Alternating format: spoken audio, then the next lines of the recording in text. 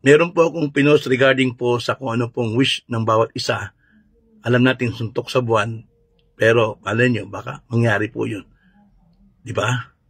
Tulad ninyo, ako rin po ay may wish. Pero ang wish ko po na ito ay itatabi ko yung aking personal na pangangailangan. Dahil ang aking pong nais na i-wish sa ating mahal na Panginoon ay yung pong nangyayari sa sektor ng OFW na aking kinamulatan, na akin pong na-witness sa loob po ng 17 taon ng aking pag-aadvokasya. Sana ang wish ko na ito ay haplusin ng ating mahal na Panginoon ang puso ng mga taong nanunungkulan, nagsisilbi sa sektor ng OFW, na unahin ang kapakanan ng talagang mga nangangailangan ng tulong. Yung karapat-dapat. Sa dami po ng problema, wala pong pangil. Sana mabigyan ito ng pangil, mapagtuunan nila ng pansin itong problema ng mga OFW at hindi po pakitang tao lang.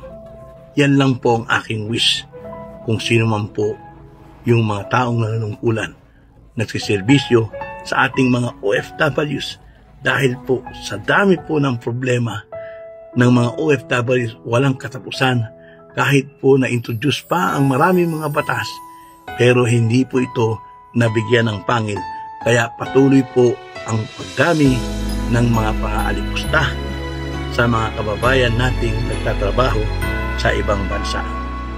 Tanggalin na natin yung mga pasaway dahil hindi po sila kasama dito. Ang usapin po na ito ay para po sa mga kababayan ting totoong nagkakaroon ng problema sa kanilang mga trabaho, sa kanilang mga amo na hindi po napagtutunan ng pansin. Bilang isang OFW, isang tao po ang isa sa nakita kong sincero na nagbibigay ng tulong sa ating mga kababayan. Ito po ay si Arnel Ignacio ng OWA, ang administrator ng OWA. Na bagamat trabaho niya ito, pero nagbibigay siya ng extra effort. Dahil naramdaman ko po, na witness ko po ito sa aking pakikipagdaupang palad sa kanya sa napakaraming problema na talaga namang nakita ko gumagalaw siya para sa mga OFW. Maging magandang halimbawa sana itong si Arnel Ignacio para sa iba pang mga nanunungkulan ng mga OFW at huwag pakitang tao at sasabihin sincero pero kulang sa gawa. Kaya yun lang po ang aking wish na sana hapusin ang kanilang mga puso para po talagang makita nila yung tunay na problema ng mga OFW na dapat nilang pagtuunan ng pansin.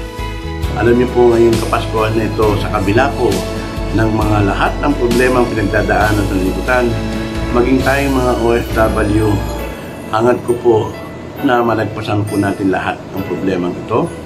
Lalo-lalo po yung mga kababayan natin hindi nakakauwi ng Pilipinas, hindi makakuha ng chance na makasama ang kanilang mga pamilya at mahal sa buhay ngayong Pasko.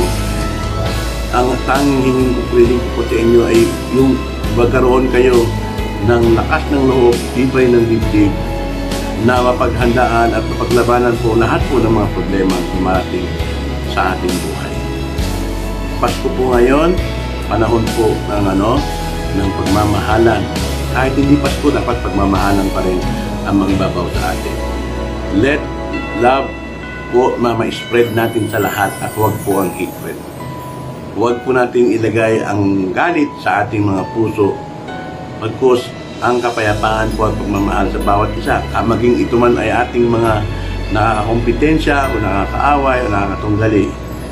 Huwag po tayo mag-isip na hindi maganda sa ating kapwa. Itong panahon po na ito, lalo-lalo po ngayon na pandemic po, katulad po na naranasan ko nang ako'y magka-COVID, madali na po ang buhay ng tao. Kaya dapat habang buhay po tayo, laging smile, laging masaya, at laging isa-isip po yung pagmamahal sa bawat isa. At yun lang po ang nais kong iparating sa lahat. At siyempre, lalo-lalo po sa ating mga Kristiyano, huwag po natin kalimutan kung ano ba ang dahilan bakit natin pinagdiriwang ang gabi na ito. Ito ay ang ating Panginoong mahal na Jesus. Kaya muli, maligayang Pasko po sa inyo lahat. Ito po si Capo.